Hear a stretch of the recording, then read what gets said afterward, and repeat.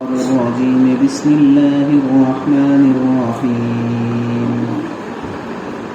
وقال الملك ائتوني به فلما جاءه الرسول قال ارجع إلى ربك فاسأله ما بال النسوة اللاتي قطعن أيديهن إن ربي بكيدهن عليم قال ما خطبكن إذ راودتن يوسف عن نفسه قلنا حاش لله ما علمنا عليه من سوء قالت امرأة العزيز الآن حصحص الحق أنا راودته عن نفسه وإنه لمن الصادقين ذلك ليعلم أني لم أخنه بالغيب وأن الله لا يهدي كيد الخائنين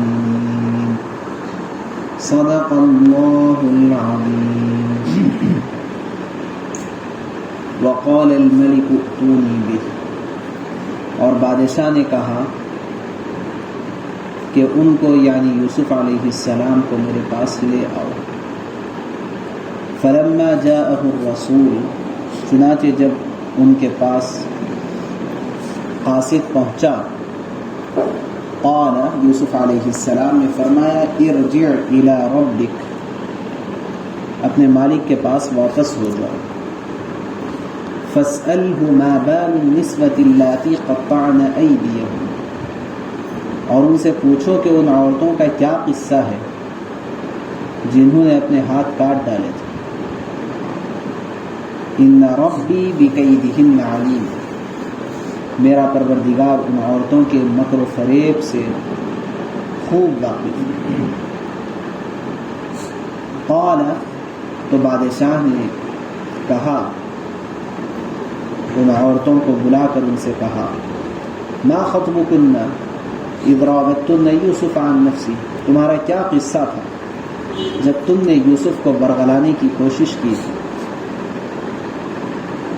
قلنا حاش للہ ان سب عورتوں نے کہا کہ حاش اللہ ما علمنا علیہ من سوء ہم کو ان میں ذرا بھی تو کوئی برائی معلوم نہیں ہوتی.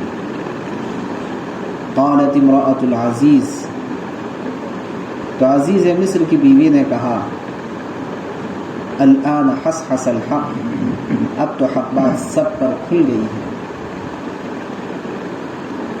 انا راودته عن نفسی میں نے ہی ان کو برگلانے کی کوشش کی تھی. وَإِنَّهُ لَمِنَ الصَّادِقِينَ اور حقیقت یہ ہے کہ وہ بالکل سچے ہیں. ذَلِكَ لِيَعْلَمَ أَنِّي لَمْ أَخُنْهُ بِالْغَيْبِ جب یوسف علیہ السلام کو قید خانے میں اس گفتگو کی خبر ملی تو انہوں نے کہا کہ یہ سب کچھ میں نے اس لیے کیا تاکہ عزیز مصر کو یہ بات یقین کے ساتھ معلوم ہو جائے کہ انی لم اخنہ بالغیب کہ میں نے اس کی غیر موجودگی میں اس کے ساتھ کوئی خیانت نہیں کی. وَأَنَّ اللَّهَ لَا يَهْدِي كَيْدَ الْخَائِنِينَ اور یہ بھی معلوم ہو جائے کہ جو لوگ خیانت کرتے ہیں اللہ ان کے فریب کو چلنے نہیں دیتا.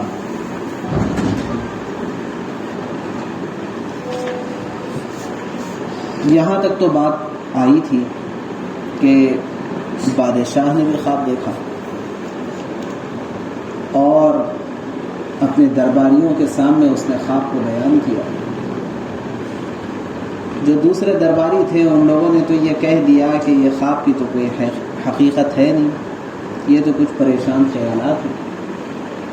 اور اگر کوئی خواب کی حقیقت ہو بھی تب بھی ہم درباری امور کو جاننے والے ہیں, خواب کی تعبیر کا ہمیں کچھ پتہ نہیں. تو یہ جو رہا ہو کر کے آنے والا شخص تھا اس کو یاد آ گیا کہ جیل خانے میں ایک شخص ہے جو خواب کی تعبیر کو اچھی طرح جانتا ہے. اس نے بادشاہ سے اجازت لی, بادشاہ نے اجازت دی. تو یوسف علیہ السلام کے پاس وہ شخص آیا، خواب کی تعبیر معلوم تھی، اور بادشاہ کے لیے عجیب بات یہ تھی کہ یہ صرف خواب کی تعبیر نہیں بلکہ 2 جملوں میں جو ایک سخت ترین فوڈ کرائسس آنے والا تھا، تو اس سے بچنے کا راستہ بھی یوسف علیہ السلام نے بتلا دیا۔ تو اس سے بادشاہ بہت متاثر اور وہ سمجھ گیا کہ یہ کوئی ہیرا ہے جو جیل خانے میں پڑا ہوا ہے، یہ کوئی بہت قیمتی شخصیت ہے جو ہمارے ملک کے لیے بہت اہم کردار ادا کرنے والی ہے، اس لیے وہاں سے ان کا نکلنا بہت ضروری ہے، اس کو نکال کر کے لایا جائے۔ بادشاہ نے رہائی کا پروانہ جاری کر دیا، حکم جاری کر دیا، اور یہ رہائی کا پروانہ لے کر کے پورے انتظامات کے ساتھ یہ شخص دوبارہ یوسف علیہ السلام کے پاس پہنچا اور پہنچ کے کہنے لگا کہ بادشاہ نے آپ کے رہائی کا پروانہ جاری کر دیا، آپ کو خوشخبری ہو، اور صرف یہ نہیں کہ آپ کو رہا کرنے کا حکم دیا ہے بلکہ بادشاہ نے کہا ہے کہ رہا کر کے بادشاہ کے دربار میں لائیں، آپ پورے اعزاز و اکرام کے ساتھ آپ کو بادشاہ اپنے دربار میں لانے کے لیے کہا۔ تو یوسف علیہ السلام نے اس شخص کے آ کر کے یہ بات سنانے کے معن بعد جو جملہ کہا ہے اس سے سمجھ میں آتا ہے کہ جو شخص اللہ کے قریب ہوتا ہے وہ اللہ کے علاوہ دیگر مخلوقات سے کس حد تک بے نیاز ہوتا ہے، کس حد تک بے نیاز ہوتا ہے، اور انہیں ذرا تھوڑی سی قسم کا بھی تردد نہیں ہوا حضرت یوسف علیہ السلام کو یہ جملہ کہتے ہوئے کہ فوری آئے ہوئے قاصد کو کہا کہ الٹے پاؤں واپس ہو جاؤ، ارجع الی ربک، الٹے پاؤں واپس ہو جاؤ، ذرا پوچھ کے تو آنا کہ جن عورتوں نے اپنے ہاتھ کاٹ لیے تھے ان کا معاملہ کیا ہوا، یہ واپس کر دیں۔ اور اس کے اندر ایک بہت بڑی حکمت چھپی ہوئی، حضرت یوسف علیہ السلام یہ بالکل بھی نہیں چاہتے کہ یوسف علیہ السلام کی رہائی کے ذریعے سے یوسف علیہ السلام پر بادشاہ کا کوئی احسان رہ جائے، کہ بھائی تم کو تو ہم نے رہا کرنا، نہیں، کسی کا کوئی احسان ہم ضرور نہیں چاہتے، ہمیں اس کی کوئی ضرورت۔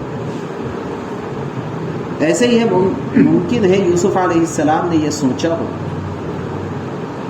کہ یہ جو دینی فریضہ اللہ تبارک و تعالیٰ نے حضرت یوسف علیہ السلام کے ذمے کر رکھا تھا، لوگوں کی رہبری اور رہنمائی کا، کہیں ایسا نہ ہو کہ وہ لوگوں کی رہبری کا جو دینی فریضہ یوسف علیہ السلام کے ذمے تھا، رہائی اس کا بدلہ نہ ہو جائے، کہ میں نے تمہاری رہبری کی ہے، خواب کی تعبیر میں نے بتلایا ہے، ملک کا شہری ہونے کے ناطے جو ذمہ داری صحیح مشورہ دینے کی تھی میں نے وہ مشورہ دیا ہے، اور تم اس کے معاوضے کے طور پر میری رہائی کرا دو۔ یوسف علیہ السلام نے کہا کہ چلر قسم کے کام آپ سے نہیں، یہ چھوٹے چھوٹے کام یہ چھوٹے لوگوں کے ہوتے ہیں، بڑے لوگ ہوتے ہیں، بڑی سوچ ہوتی ہے اور بڑا ظرف ہوتا ہے، بڑا منصوبہ ہوتا ہے، اور دور کی دیکھتے ہیں، دور کی سوچتے ہیں، دور کی بولتے ہیں۔ آپ جتنے انبیاء علیہ السلام کے حالات پڑھیں گے، صحابہ کے حالات پڑھیں گے، ہر جگہ یہ بات بہت اہتمام کے ساتھ آپ کو ملے گی کہ چھوٹے چھوٹے چلر کاموں کے اندر پڑھ کے اپنی زندگیاں اتنی برباد کی۔ چنانچہ جو رہائی کا پروانہ اور اتنی لمبی قید و بند کہ صرف یہ مدت جو جیل کے ساتھیوں کے رہائی کے بعد سے لے کر کے یوسف علیہ السلام یہ خواب دیکھنے کے وقت تک کی مدت تھی، وہ مدت بضع سنین 8-9 سال پر مشتمل، اور کتنا پہلے سے قید و بند میں ہو. اتنی لمبی مدت کے بعد نہ صرف یہ کہ رہائی کا پروانہ ملا ہے، بلکہ اب تو VIP پروٹوکول ملا ہے. کہ اب ایسا نہیں ہوگا کہ آپ کو صرف رہا کر کے چھوڑ دیا جائے گا. اب تو یہاں آپ تو VIP بن گئے ہیں، VVIP بن گئے ہیں. بادشاہ کے مشیر خاص آپ منتخب کیے جا چکے ہیں، مشیر خاص آپ منتخب کیے جا چکے ہیں، اور آپ کو وہاں دربار میں چلنا ہے اتنے اہتمام کے ساتھ. اور اتنے سب چیزوں کو یوسف علیہ السلام نے یک لخت ٹھکرا دیا. کوئی ضرورت، ہم تمہارے احسان تلے دبنا نہیں چاہتے ہیں، بلکہ جاؤ تحقیق کرواؤ کیا ہوا ہے اس مسئلے کا، جس مسئلے کے تحت مجھے گرفتار کیا گیا، اور تحقیق کرواؤ. اس سے ایک اور بات کی وضاحت ہوتی ہے کہ جو شخص اپنے آپ کو تحقیق کے لیے پیش کر رہا ہے اور کہہ رہا ہے کہ اس کیس کا انویسٹیگیشن کیا جائے، اپنے آپ کو جو پیش کر رہا ہے، تو اس کا پیش کرنا اس بات کی علامت ہے کہ یہ شخص غلط نہیں ہو سکتا. غلط آدمی کبھی اپنے آپ کو پیش نہیں کرے گا، کمپرومائز کرائے گا. یہاں پر یوسف علیہ السلام نے کہا کہ نہیں، تحقیق کرو.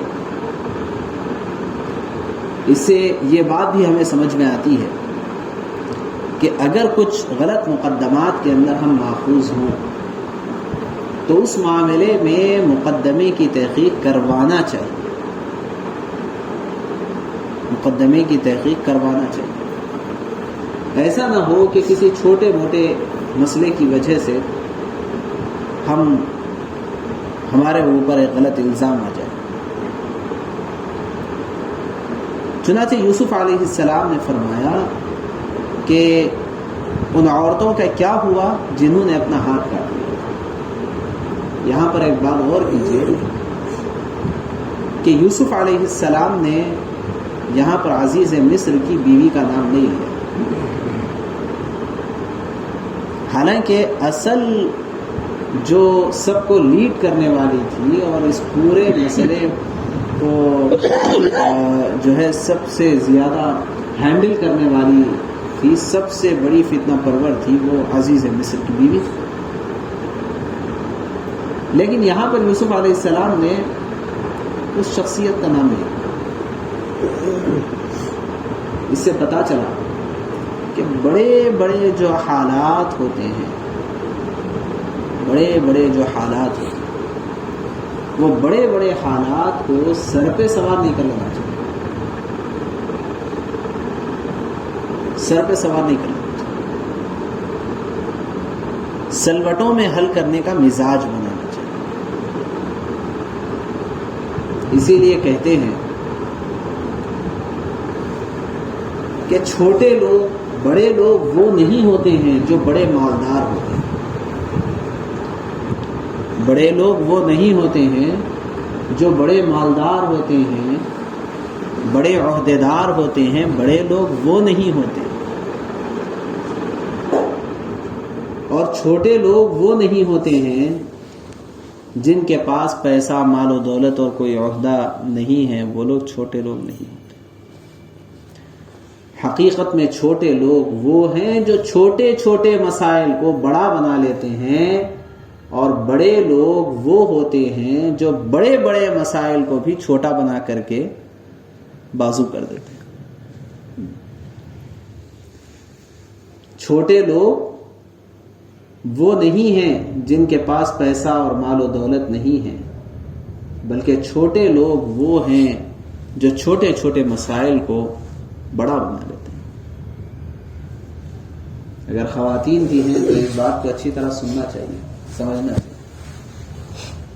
اور بڑے لوگ وہ ہوتے ہیں جو بڑے بڑے مسائل کو بھی چھوٹا بنا کر کے اس کو ایزی لے لیتے ہیں، اس کو اگنور کر دیتے ہیں. یہ اصل میں بڑے لوگ.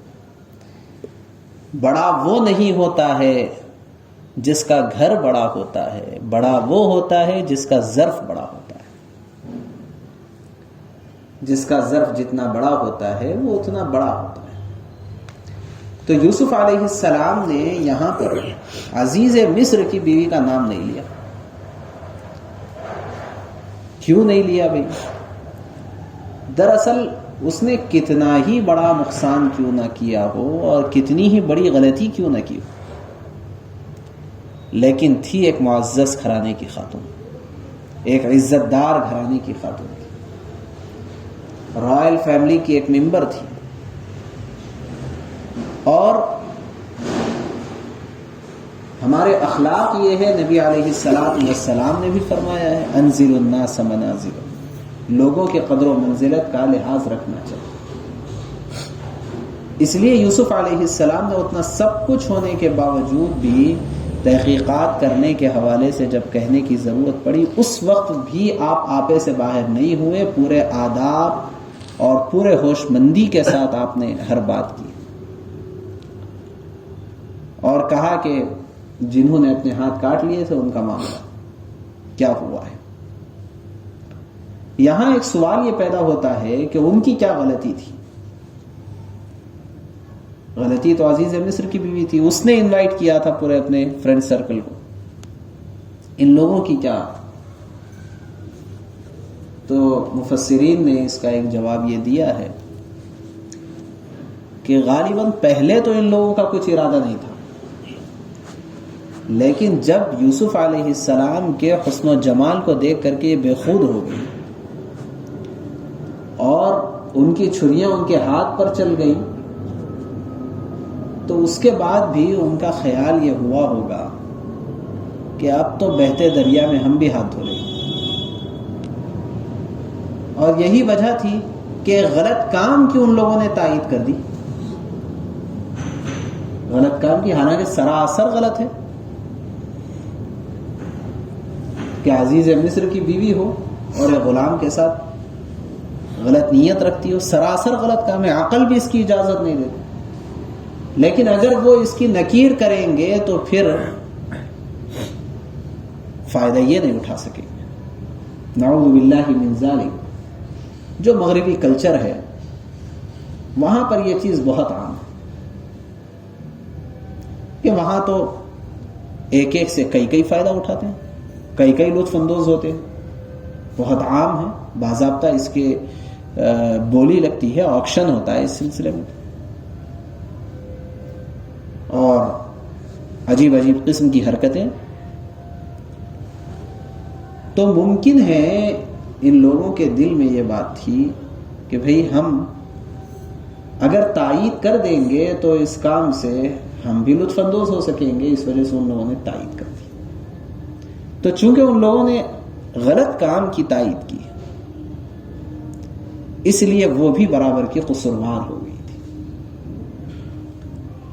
تو ان کی حیثیت تو کچھ تھی نہیں، اس وجہ سے یوسف علیہ السلام نے ان کا حوالہ دے کر کے پوچھا ما بال النسوۃ اللاتی قطعن ایدیہم، ان کا حوالہ دے کر کے پوچھا، عزیز مصر کا نام ذکر نہیں کیا.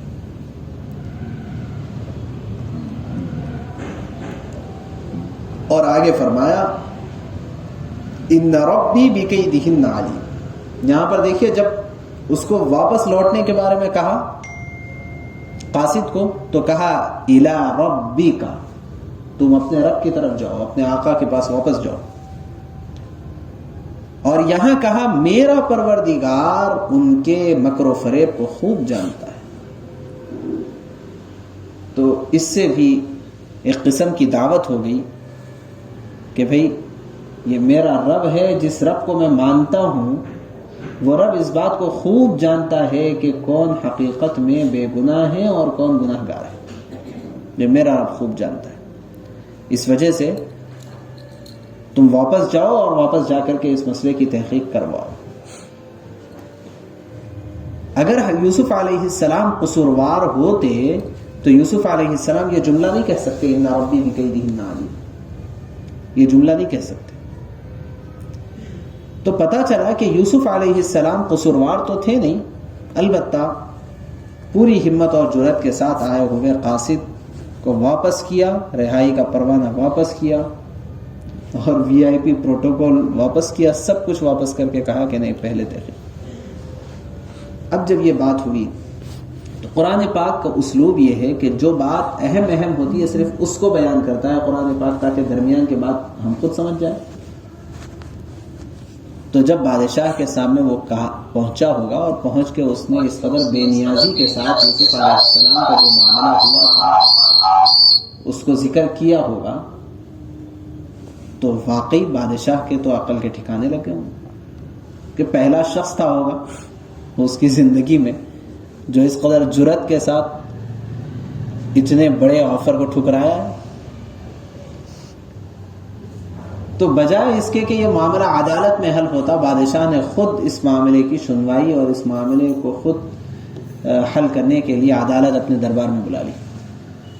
ان لوگوں کو، خواتین کو بلا لیا اور بلا کر کے اب یہاں دیکھیے یہ بادشاہ نے بھی جو حکمت عملی اختیار کی، اللہ نے اس کو بھی بیان فرمایا، ما خطبکن اذ راوتن یوسف عن نفسی. یہاں بادشاہ نے بھی عزیز مصر کی بیوی سے نہیں پوچھا کہ تم نے کیا کیا تھا، ان سب کو بلایا اور بلا کر کے پوچھا کہ تمہارا کیا قصہ تھا جب تم نے یوسف کو ورغلانے کی کوشش کی تھی.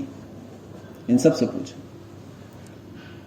شاید بادشاہ کو بھی اس بات کا پاس و لحاظ تھا کہ بہرحال وہ میرے وزیر اعظم کی بیوی ہے، اور ایسی صورت میں جبکہ میں براہ راست اس سے پوچھوں گا تو حکومتی معاملات کے اندر پھر خلل پیدا ہو جائے. اس وجہ سے اس نے دوسروں سے پوچھا، تو دوسروں نے جو جواب دیا وہ یہ کہ قلنا، سب نے حاشا للہ، یعنی معاذ اللہ، اللہ کی پناہ، ما علمنا علیہ من سوء، یہ سب یہ کہہ سکتے تھے کہ ہم نے تو کچھ نہیں کیا، سارا کا سارا قصور تو عزیز مصر کی بیوی کا تھا. وہ بھی وہ کہہ سکتے تھے، لیکن یہ بات سمجھنے کی ہے کہ وہ بھی وہاں پر جو بات کر رہے ہیں وہ بڑی نپی تلی، اور جو بات کر رہے ہیں وہ بہت سوچ سمجھ کر کے. اس وقت ان کے لیے بہت آسان تھا کہ وہ یہ کہہ دیں کہ ہمارا کوئی قصور نہیں ہے، ہم تو انوائٹڈ تھے، ہمارا تو کوئی قصور نہیں ہے، قصور تو ان لوگوں کا ہے، عزیز مصر کی بیوی کا ہے، جو مسئلہ تھا اس کا تھا، آپ اس سے پوچھ لیجئے. لیکن ان لوگوں نے بھی ابھی تک یہ نہیں کہا. قربان جائیے اس بلاغت پر اور اسلوب پر، اور جو مقام اور مرتبے کا لحاظ ہے ایسے وقت میں بھی جبکہ ایک جرم ثابت کرنا ہے، بلکہ جرم ایک اعتبار سے ثابت ہو چکا ہے، لیکن اس وقت بھی جو مقام و مرتبے کا لحاظ ہو رہا ہے پورا، یہ بہت سیکھنے کی چیز ہے. ابھی تو حالات ایسے ہو رہے ہیں کہ تھوڑا سا معاملہ بگڑنے پر بیٹا اپنے باپ کے مقام کو بھول جا رہا ہے، بیٹی اپنے ماں کے مقام کو بھول جاتی ہے، اور پتہ نہیں کیسی بات اور کیسی آواز اور کیسا لحاظ، عجیب حالات بن رہے. اور قرآن جو تعلیم دے رہا ہے وہ قرآن کی تعلیم اس حد تک کی کہ ایک طرف یوسف علیہ السلام بالکل بری شخصیت، اور دوسری طرف عزیز مصر سراسر خطاوار اس مسئلے میں. پھر ایک طرف عزیز مصر کی بیوی یہ تمام خواتین کو انوائٹ کرنے والی، اور جتنی دوسری خواتین ہیں وہ دوسری خواتین وہ اس کے دعوت پر آنے والے، اور تیسری طرف بادشاہ کے سامنے عدالت لگی ہوئی، بادشاہ کے سامنے تقریباً جرم ثابت ہو چکا ہے، اور اس مسئلے میں بادشاہ پوچھ رہا ہے تو عزیز مصر کی بیوی سے نہیں. تو یہ جو مقام و مرتبے کا لحاظ ہے، یہ لحاظ جیسا کہ بات شروع میں آئی تھی کہ سورہ یوسف اصل میں تمام شعبوں میں رہبری اور رہنمائی کرتا ہے. یہ ہمارے معاشرتی اور گھریلو اور ہمارے خاندانی شعبے میں یہ بہت اہم ترین رہبری اور رہنمائی ہے کہ اس کے ذریعے سے یہ بتایا سمجھایا جا رہا ہے کہ مراتب کا لحاظ کیسا کیا جاتا ہے، اور جو جرم میں ملوث ہے ان لوگوں کے مراتب کا لحاظ جب ایسا کیا جا رہا ہے تو جس کا تو کوئی جرم ہی نہیں ہے، ان کے مراتب کا لحاظ کیسا ہونا چاہیے. اب یہ نہیں پوچھا عزیز بادشاہ نے کہ عزیز مصر نے کی بیوی نے کیا کیا تھا، بلکہ ما خطبکن اذ راوتن یوسف عن نفسی، وہ دیگر خواتین سے پوچھا کہ تم لوگوں نے جو یوسف علیہ السلام کو ورغلانے کی کوشش کی تھی اس کا کیا قصہ ہے. اب دیکھیں ان لوگوں نے کیا کہا، حاشا للہ ما علمنا علیہ من سوء، ہم نے تو ان کے اندر کوئی برائی نہیں دیکھی. تو اب کیا ہوا، کیا ثابت ہو گیا؟ برائی کس کی تھی؟ عزیز مصر کی بیوی کی تھی. خود بخود ثابت ہو گیا، بولنے کی تو ضرورت نہیں. ہم نے ان کے اندر یعنی یوسف علیہ السلام کے اندر تو ہم نے کوئی برائی نہیں دیکھی. تو اب پھر یہ خود گواہ بن گئے ہیں، لیکن کہنے کا انداز دیکھیے. یوسف علیہ السلام کی غلطی ہے یا عزیز مصر کی غلطی ہے، مسئلہ یہ سامنے درپیش ہے. تو ان سے گواہی تو طلب نہیں کی گئی، ان سے قصہ پوچھا گیا، تو انہوں نے بجائے یہ کہنے کے کہ عزیز مصر کی بیوی کی غلطی ہے اور ہم چشمدید گواہ ہیں، یہ کہنے کے بجائے انہوں نے یہ کہہ دیا کہ یوسف علیہ السلام کی کوئی غلطی کو ہم نے نہیں دیکھا، ان کی کوئی غلطی نہیں. تو یہ خود بخود گواہ بن گئے اس بات کے کہ ساری کی ساری غلطی تھی عزیز مصر کی بیوی کی. اب تو اس کو بولنا ضروری تھا. بیچاری اب کہنے لگی، قالت، اتنا سننا تھا کہ آگے بڑھ کر کے عزیز مصر کی بیوی نے کہا، الآن حس کہ فرمایا کہ اب تو حقیقت بالکل واضح ہو ہی چکی ہے، اب میں کیا چھپاؤں، چھپانے کی ایک حد ہوتی ہے. اب تو حقیقت واضح ہو چکی ہے، لہذا کہنے لگی، انا راودتہ عن نفسہ، کہ میں نے خود